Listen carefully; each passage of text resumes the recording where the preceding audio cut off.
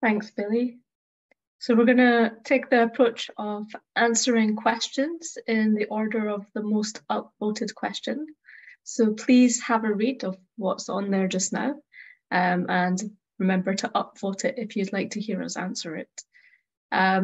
So we'll start with the first question on the list, which is from Bobita, who asks if we can explain a little bit more on the average income requirements. Yeah, that's okay. I think we can go into this. I might just flick back onto the slide so that we can work through the example again, because I think that's a good way for everyone to understand. So just bear with me as I go back onto the slide. It's good to have the information in front of you. So there's a lot of slides from this morning. So just 1 second whilst we find this one. Here, can everyone just get some nods from the panel? This is the right one. Okay, great.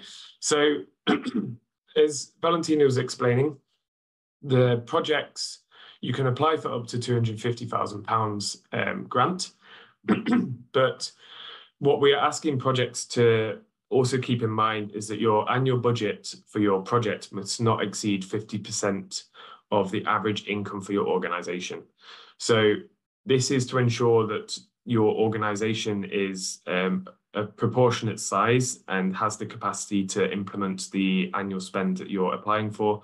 And for us, it's to make assurances around this so that an organization that maybe is only working at £50,000 annual income isn't applying for a project at £250,000, because at this level, it's very difficult to scale up to such a sizable project each year and implement that at that size.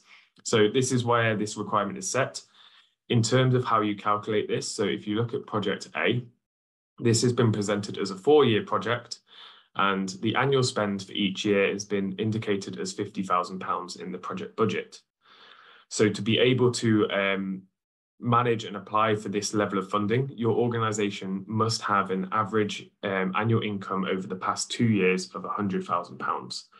So just referring back to the key point here about not exceeding 50%, your average income of £100,000, 50% of that would be £50,000 and mean that you're eligible to apply for that annual spend. Looking at project B at this example, so the project budget here is £100,000 in year 1 and then £50,000 in year 2 and year 3.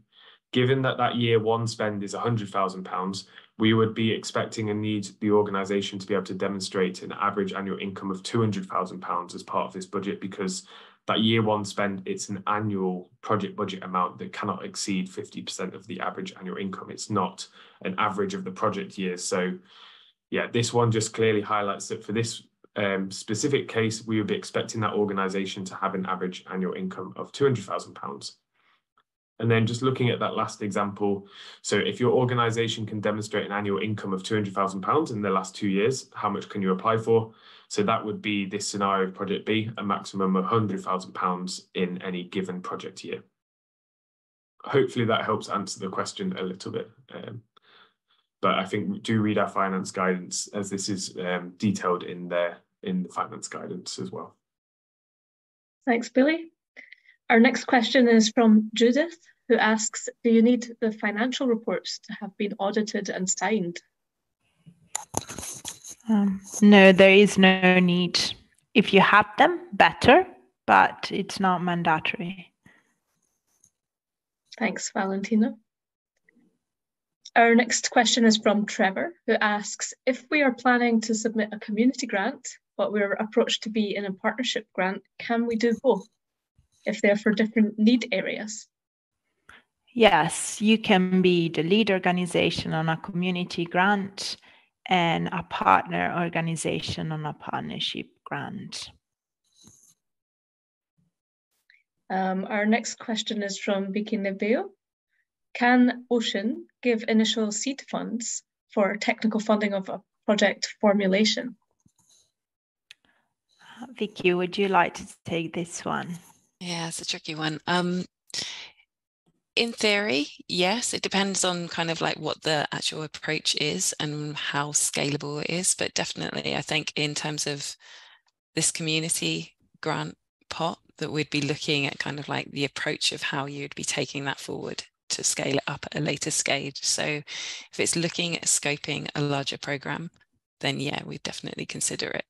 But yeah, again, obviously it depends on kind of like the approach that you're taking. So as long as it's very much following kind of like the ocean aims and objectives and looking at that scalability of community empowerment, then yeah, we'd look at that as an opportunity.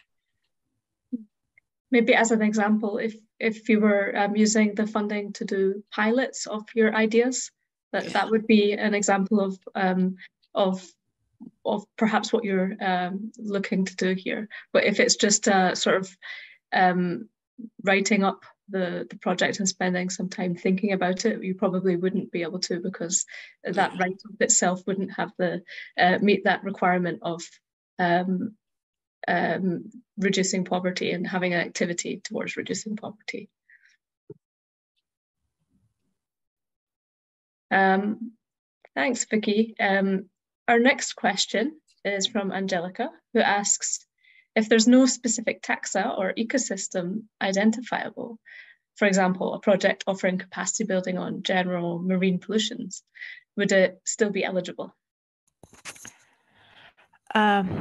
Yes, if you look in the question on the application form, you have an other, please specify option. So you can write there, try to be as specific as possible. I think just to add on this one, so in this specific example that you've provided of project offering capacity building on general marine pollution, I think if you think about the anticipated impact of reducing marine pollution, there probably is a taxa or an ecosystem that this would likely impact and have a benefit for. So this is for us to just understand the kind of context that your project is working in, and it's not necessarily a key point that would make your application not eligible, but I think there would be a way to think about maybe how it could support a specific taxa or ecosystem in this case. But as Valentina said, if you do not think it clearly aligns to any of these, then there is the other option to indicate there. Yeah, it would be fine to say no specific taxa in the other box as well, if you think it's just general and covers all taxa. Or all ecosystems, which I think is probably unlikely that you would be covering all ecosystems in one project, but it could be. So our next question is from Mike, who asks if the non-profit lead organization needs to be based in the target country of the project. Yes. Short and easy. Great. Our next question is from Sybil, who asks, would not-for-profit social business with decades of track record qualify? If it's a non-profit organisation, then, and it's not a government organisation, then in theory, yes. But if it's a business where it's profit, you're getting profit, but reinvesting that profit into something sustainable because it's still a for-profit organization, it would not be eligible. So yeah, you have to be careful on the distinction between those two. Is that right, Vicky? Yeah, no, I agree. I agree. Great. Our next question from Arena is, so Arena comments, our organization is new. We just got our legal status at the end of last year. Can we still apply? Since we have to provide the last 2 years of financial reports? So unfortunately, no, because you really need to provide those 2 years of financial reports. There's no flexibility around this, but keep in mind, this is just the first call for applications. We'll have another one in October, then October 2025, and so on.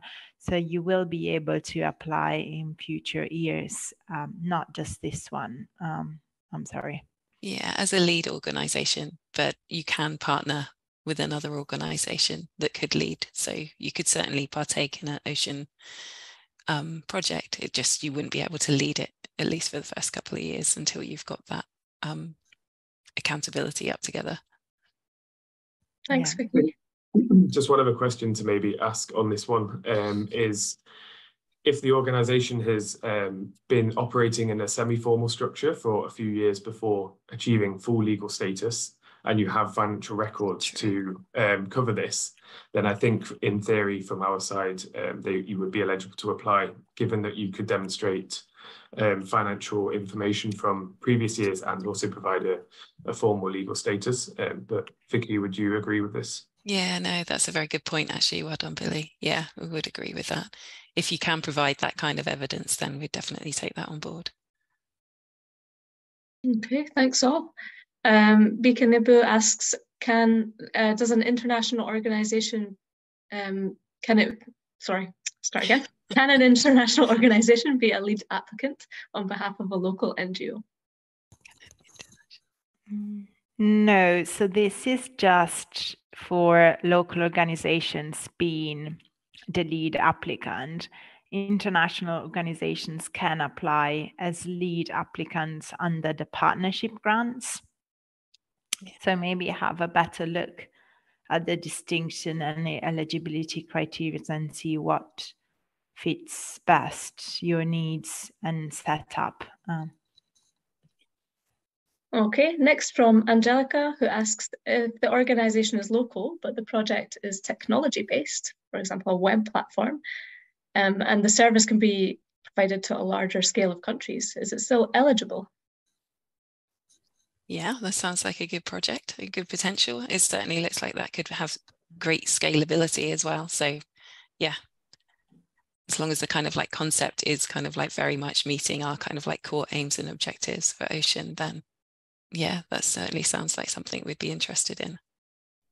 I think also it would be good to indicate the different countries that your project anticipates to work in. So even if you are based in one eligible country, but I do anticipate it to work in other countries through this activity or method, then please do highlight those countries that you anticipate to create impact in, because we are open to multi-country projects. There is the opportunity to indicate working across different countries. Yeah. Thanks both. Our next question is from Patrick, who asks, can small-scale fishermen cooperatives apply for the grant? Yes, they can. If your legal status is non-profit, you've got 2 years of financial accounts, you're based in an eligible country, yeah, you're welcome to apply.